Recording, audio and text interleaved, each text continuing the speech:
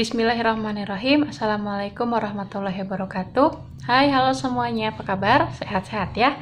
Ketemu lagi bersama Ibu di mata pelajaran PKWU. Oke, kita mulai pembelajaran hari ini. Kalau kemarin kita sudah membahas tentang kalori, di pertemuan kali ini kita akan membahas tentang modifikasi makanan awetan. Kalian sebelumnya udah tahu kan makanan awetan itu seperti apa? Nah, sekarang masuk ke modifikasinya. Makanan awetan itu bisa dimodifikasi. Tapi sebelumnya, modifikasi itu apa? Menurut KBBI, modifikasi itu berupa pengubahan. Berarti artinya kalau modifikasi makanan awetan itu makanan awetan yang sudah ada, yang sudah biasa dibuat, itu diubah. Bisa diubahnya dalam segi bentuknya, rasanya, dan lain-lain. Jadi ada pengubahan dari produk makanan awetan yang sudah ada di pasaran atau yang sudah biasa dibuat. Makanan awetan dari bahan hewani dan juga nabati itu merupakan makanan yang dibuat dari sumber daya alam hewani dan juga sumber daya alam nabati yang sudah melalui proses pengolahan yang secara tepat, sesuai, dan juga dikemas dengan baik.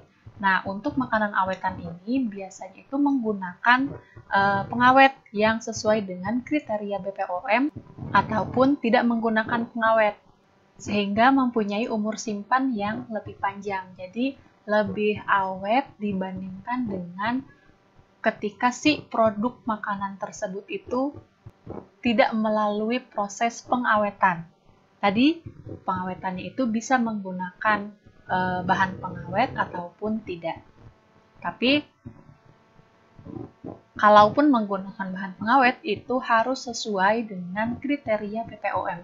Harus sudah mendapatkan izin dari BPOM agar makanan awetan tersebut itu aman untuk dikonsumsi. Jadi kalau misalkan seperti pedagang-pedagang nakal yang menggunakan boraks sebagai pengawet, itu sudah pasti tidak disarankan. Karena boraks itu bukan pengawet untuk makanan, tapi boraks itu digunakan untuk mengawetkan mayat. Pada tugas sebelumnya, yang di kemasan produk makanan, Ibu kan sudah menugaskan kalian untuk mengidentifikasi bahan pengawet apa yang terdapat di makanan tersebut kan. Bahan pengawet yang digunakan di produk makanan yang sudah bersertifikat halal dan juga ada sertifikasi dari BPOM itu merupakan bahan pengawet yang sudah diizinkan, yang aman untuk dikonsumsi. Jadi jangan sekali-kali untuk menggunakan pengawet yang bukan diperuntukkan untuk makanan. Makanan awetan berbahan dasar hewani dan juga berbahan dasar nabati itu sudah banyak di peredaran. Sudah banyak yang memproduksi makanan awetan tadi yang berbahan dasar hewani dan juga nabati, tapi makanan awetan tersebut itu masih bisa dikembangkan lagi lebih lanjut. Baik itu dari segi kuantitas maupun dari segi kualitasnya. Jadi makanan awetan yang sudah ada itu bisa dimodifikasi lagi, bisa diubah lagi, bisa dikembangkan lagi lebih lanjut, baik dari segi kuantitas atau jumlah dan juga kualitasnya.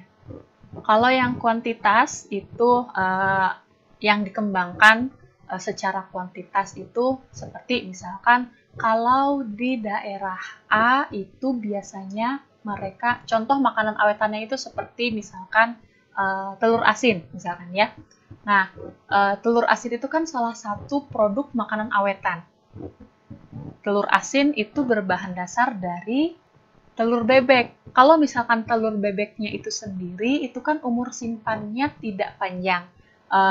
Kalau disimpan beberapa hari atau beberapa minggu, itu kan akan cepat mengeluarkan bau busuk. Karena produksi telur bebeknya itu melimpah, sedangkan umur simpan dari telur bebek itu tidak terlalu panjang, akhirnya masyarakat di daerah tersebut itu mencari ide gimana caranya telur tersebut itu tidak dibuang secara cuma-cuma gitu ya, karena kan itu mubazir. Nah, makanya dicari berbagai metode untuk mengawetkan telur bebek tersebut. Jadi mereka buatlah telur asin ini. Nah, kalau dalam bentuk telur asin, itu umur simpannya akan lebih panjang dibandingkan telur bebek yang mentah. Nah, untuk yang dikembangkan secara kuantitas itu, dilihat lagi, kalau misalkan masyarakat di daerah tersebut itu biasanya hanya mampu memproduksi telur bebek sebanyak 1000 butir per harinya, misalkan ya, tapi permintaannya itu banyak. Nah, di sini dimodifikasi lagi gimana caranya agar bisa memproduksi telur asin yang lebih banyak lagi, agar bisa memenuhi kebutuhan ataupun memenuhi permintaan dari konsumen.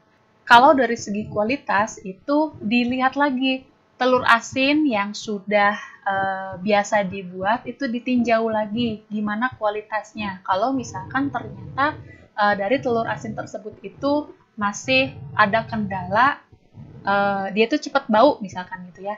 Nah, diteliti lagi gimana caranya agar si telur asin tersebut itu nggak cepat bau. Itu ada peningkatan kualitas. Adanya pengembangan dari segi kuantitas dan juga dari segi kualitas ini bertujuan untuk memenuhi kebutuhan masyarakat setempat dan juga untuk produk itu bisa dijual ke daerah lain atau ke wisatawan ataupun pendatang. Beberapa terobosan itu bisa dilakukan untuk mengangkat citra dan juga cita rasa makanan awetan tersebut.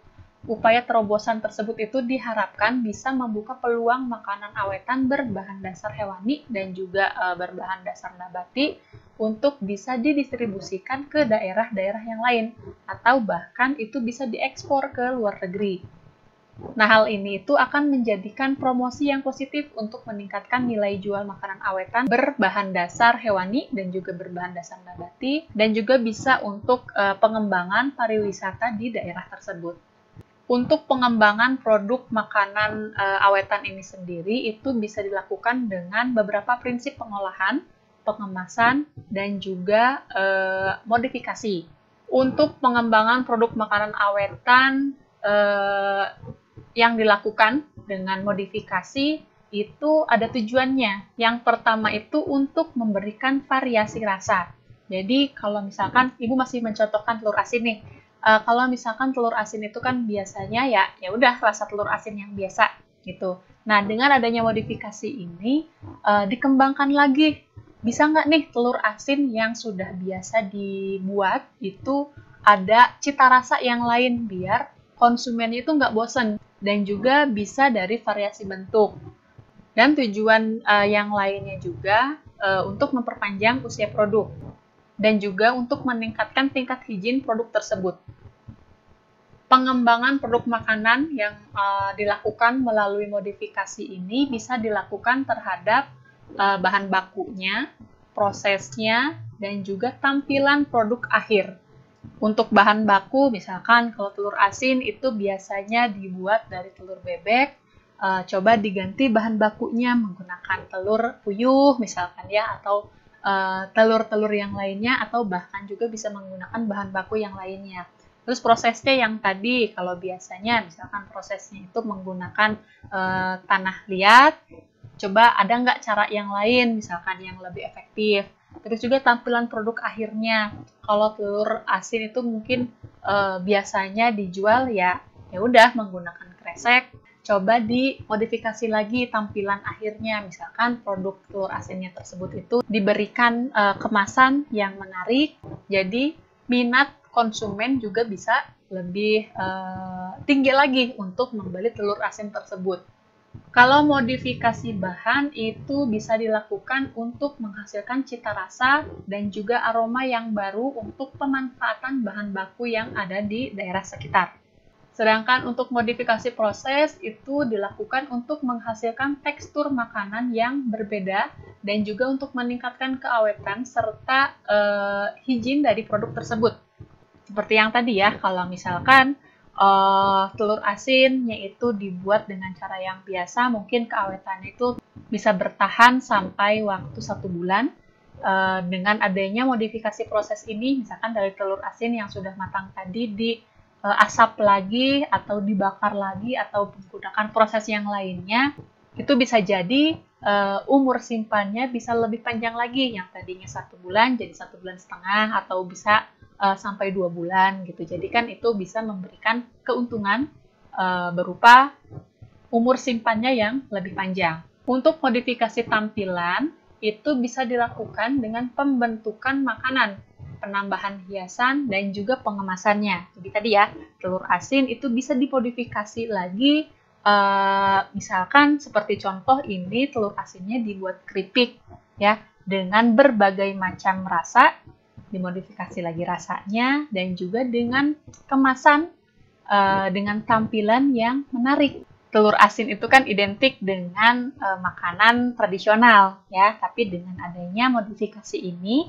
dengan dibuat tampilan yang seperti ini bisa menjadi makanan kekinian yang bisa disukai oleh generasi milenial. Bahkan juga bisa dipasarkan lebih luas lagi, bisa dipasarkan ke seluruh Indonesia atau bahkan mungkin bisa juga diekspor ke luar negeri, karena dengan kemasan yang seperti ini itu pasti selain lebih menarik, umur simpannya juga akan lebih lama lagi. Untuk bisa memodifikasi makanan awetan yang sudah ada, itu bisa dilakukan yang pertama, kamu riset dulu pasar.